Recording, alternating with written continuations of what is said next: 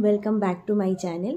আজকে আমি এই ভিডিওটা করছি আমার আশীর্বাদের ভিডিও দেখার পরে অনেকেই কোয়েরি করেছো যে আশীর্বাদের নিয়ম কি থাকে বা কি কি নিয়ম আমার সময় হয়েছিল।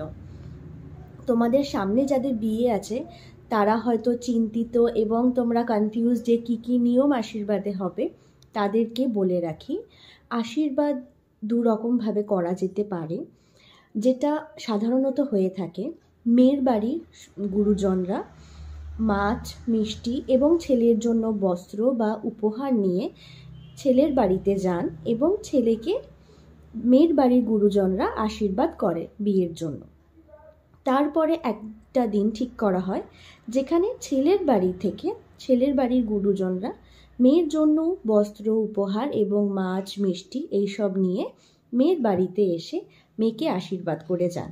এই দুটোই কিন্তু বিয়ের আগে হয়ে যায়, কিন্তু অনেক সময় মেয়ের বাড়িতে এসে আশীর্বাদ করা সেটা দূরত্বের কারণে বা ছুটির কারণে বা সময়ে সবার ম্যাচ করে না, কারণ বিয়ের আগে তো আরও অনেক কাজকর্ম থাকে এবং দিন তিথিরও ব্যাপার থাকে। সেই জন্য কিন্তু মেয়ের আশীর্বাদটা অনেক সময় বিয়ের দিন বরযাত্রী যখন আসে সন্ধেবেলাতেও করা হয়ে থাকে। আমার ক্ষেত্রে কি করা হয়েছিল, বিয়ের দিন আশীর্বাদ করাটা একটু ডিফিকাল্ট হয়ে যেত এবং আমার গোধূলি লগ্নে বিয়ে ছিল বলে সন্ধ্যের মধ্যে সবটা ম্যানেজ করা পসিবল ছিল না। তাই সেক্ষেত্রে আমরা দুই বাড়ি থেকে একটা ভালো দিন দেখে ডিসাইড করা হয় যে একসাথেই আমাদের আশীর্বাদটা করা হবে।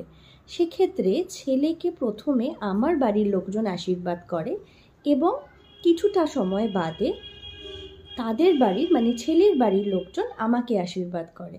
তো এইভাবেই আমাদের আশীর্বাদটা হয়েছিল। তোমরা তোমাদের বাড়ির সুযোগ সুবিধে এবং গুরুজনদের কি মতামত তার ওপর নির্ভর করে কিন্তু ডিসিশন নিতে পারো। আশীর্বাদে অ্যাজ সাচ সেরম কিছুই কোনো হার্ডকোর নিয়ম থাকে না। এইগুলোই ধান দুব্য এবং কিছু উপহারের মাধ্যমেই আশীর্বাদটা করা হয়ে থাকে। তাই তোমরাও তোমাদের আশীর্বাদ গুরুজনদের সাথে আলোচনা করে ডেট ফিক্স করে একটা ভালো দিন দেখে করে ফেলতেই পারো। আর যদি অন্য কোনো কোয়ারি থাকে তোমাদের, তাহলে আমাকে কমেন্ট সেকশনে লিখে জানাও, আমি নিশ্চয়ই সেগুলোরও উত্তর দিয়ে দেবো।